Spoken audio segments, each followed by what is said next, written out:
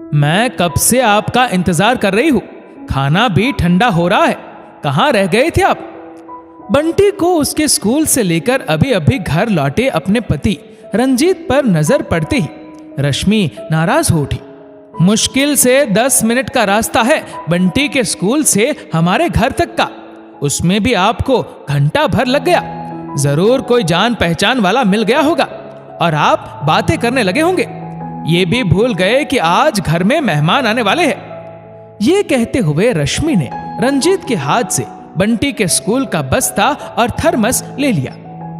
वैसे आज हमारे घर कौन से मेहमान आ रहे हैं, ये तो तुमने बताया ही नहीं। रंजीत मुस्कुराया। मैंने बताया तो था, मेरी छोटी ममेरी बहन रजनी के पति का ट्रांसफर इसी शहर में हो गया है और आज वह लोग हमसे मिलने हमारे घर आ रहे हैं। कब तक आ रहे हैं वह लोग? बस आ ही रहे होंगे। आज हमारे साथ ही लंच करने का प्लान है उनका। कई वर्षों बाद अपनी ममेरी बहन से मिलने की खुशी में रश्मि चहक रही थी। तुम उन्हें फोन लगा लो, तब तक मैं फ्रेश होकर आता हूं। रंजीत झटपट गुसल खाने में चला गया, लेकिन नन्ना बंटी अपनी मां को बताने लगा, मम्मी रास्ते में एक्सीडेंट हो गया था, इसलिए पापा को घर आने में देर हो गई। एक्सीडेंट? तुम्हें चोट तो नहीं आई ना बेटा? रश्मि अचानक घबरा उठी। मम्मी आप घबराइए मत, हमारा एक्सीडेंट नहीं हुआ था। फिर किसका एक्सीडेंट हुआ था? वह तो पापा को पता होगा। बहुत खून निकल रहा था एक अंकल के माथे से और एक आंटी बेहोश हो गई थी। पहली कक्षा में पढ़ने वाले बंटी की बातें गौर से सुन रही रश्मि की समझ में कुछ नहीं आ रहा था कि आखिर एक्सीडेंट हुआ किसका था। तभी हाथ मुंह धो फ्रेश होकर रंजीत भी वहां आ पहुंचा। मां बेटे के बीच हो रही बातों को कुछ हद तक सुन चुके रंजीत ने पूरी बात रश्मि को बताना जरूरी समझा। वो स्कूल के सामने नुक्कड़ के आगे एक कार वाला अचानक एक बाइक सवार को ठोक कर चलते बना। फिर रश्मि की जिज्ञासा चरम पर पहुंची। रंजीत आगे बताने लगा, बाइक सवार लहूलुहान हो गया था। बाइक पर पीछे बैठी उसकी पत्नी को तो कुछ होश ही नहीं था। पुलिस केस के डर से कोई हाथ लगाने को तैयार नहीं था। फिर क्या हुआ? मैंने कुछ लोगों की मदद से एक ऑटो रुकवाकर उन दोनों को हॉस्पिटल तक पहुंचाया। इसी चक्कर में थोड़ी देर हो गई। रश्मि की जिज्ञासा पर पूर्ण विराम लगा। रंजीत भोजन करने के लिए कुर्सी खींच डाइनिंग टेबल के सामने बैठ गया। तुम जल्दी से मेरी थाली लगा दो, मुझे थोड़ी देर के लिए कोतवाली भी जाना होगा। कोतवाली? लेकिन क्यों? अचानक पुलिस का नाम सुनकर रश्मि तनिक घबरा गई। घायलों के साथ मुझे भी अपना एक छोटा सा बयान दर्ज करवाने को कहा गया है। आपको क्या जरूरत थी बेवजह पुलिस के चक्कर में पड़ने की?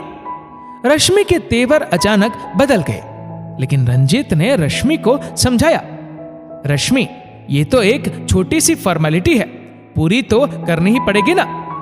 जब आप जानते थे कि आज हमारे घर मेहमान आ रहे हैं, फिर आपको इन फालतू के चक्करों में पड़ने की क्या जरूरत थी? वैसे भी वह लोग कौन सा आपकी जान पहचान वाले थे जो मदद करना जरूरी था? पुलिस का मामला था तो पुलिस ही उनकी मदद करती। आइंदा से आपको ऐसे सड़क पर किसी की मदद करने की कोई जरूरत नहीं है। रश्मि तुम नाराज मत हो, मुझे कोतवाली जाने की कोई जल्दी नहीं है, लेकिन तुम एक बार फोन लगाकर अपने मेहमानों से ये तो पूछ लो कि हमारे साथ लंच करने के लिए वह लोग कब तक पहुंच रहे। फोन तो मैंने लगाया था, लेकिन उन्होंने रिसीव नहीं किया, शायद रास्ते में होंगे। एक बार फिर से फोन लगा लो। रंजीत की बात मानकर रश्मि ने अपने मोबाइल से अपनी ममेरी बहन रजनी का नंबर डायल कर दिया। थोड़ी देर मोबाइल की घंटी बजी। 1-2 बार घंटी बजने के बाद कॉल रिसीव हो गया, लेकिन कॉल रिसीव होते ही दूसरी ओर से मिला संदेश पाकर रश्मि अचानक जड़ हो गई। हे भगवान, क्या हुआ रश्मि? उनका एक्सीडेंट हो गया है। कहां? पता नहीं, लेकिन अभी वह दोनों सिटी हॉस्पिटल में भर्ती है। यह सुनते ही रंजीत भोजन की मेज छोड़ उठ खड़ा हुआ। रश्मि तो मारे घबराहट के रो पड़ी। हमें जल्द से जल्द वहां पहुंचना चाहिए। फिलहाल इस शहर में मेरे अलावा उनका अपना कोई है भी नहीं। ये कहते हुए रश्मि बंटी को गोद में उठा अस्पताल जाने के लिए झटपट तैयार हो गई। रंजीत भी बिना वक्त गवाए रश्मि को लेकर सिटी हॉस्पिटल पहुंचा। प्राथमिक उपचार के बाद जनरल वार्ड के बिस्तर पर पड़े घायल पर नजर पड़ते ही वह अचानक चौंक गया। ये तो वही दोनों पति पत्नी है जिन्हें मैं अभी अभी सड़क से उठाकर अस्पताल तक लाया था। सड़क से अस्पताल तक पहुंचाने वाला वह अजनबी फरिश्ता उनका अपना रिश्तेदार है। ये जानकर रश्मि की ममेरी बहन रजनी और उसका पति भगवान को शुक्रिया अदा कर रहे थे। लेकिन अभी थोड़ी देर पहले अपने पति को आइंदा से सड़क पर घायल पड़े किसी अजनबी की मदद ना करने की सलाह देने वाली रश्मि सच्चाई जानकर निशब्द थी। दोस्तों, इस वीडियो को लेकर आपकी क्या राय है नीचे कमेंट करके जरूर बताएगा। और अगर आपको वीडियो अच्छा लगा हो तो इस वीडियो को लाइक करेगा, शेयर करेगा ज्यादा से ज्यादा लोगों तक, और ऐसे ही और भी इंस्पिरेशनल वीडियोस के लिए सब्सक्राइब करें हमारे यूट्यूब चैनल को और फेसबुक पर फॉलो करें हमारे पेज को। धन्यवाद।